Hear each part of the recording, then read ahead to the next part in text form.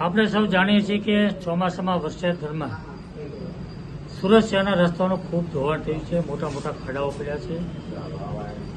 અસહ્ય ત્રાસદાયક રોડ તૂટી ગયા છે. જોકે ગુજરાત રાજ્યના બીજા મહાનગરોની અંદર, બીજા જિલ્લાઓમાં જે વરસાદ પડ્યો છે એના પ્રમાણમાં સુરતમાં ખૂબ ઓછો વરસાદ પડ્યો છે. છતાં પણ રસ્તાઓનું ધોવાણ થયું છે. માનો કે આપણે માની લઈએ કે વરસાદ પડ્યો છે, ચોમાસા દરમિયાન રસ્તાઓનું ધોવાણ થાય છે, તો માની લઈએ કે થયું. પરંતુ વરસાદ બંધ થયા પછીનું રિપેર તો થવું જોઈએ. રસ્તાઓનું રિપેર, ખાડાઓનું રિપેર તો થવું જોઈએ ને. આજે લગભગ 4-5 દિવસથી વરસાદ બંધ થયો છે.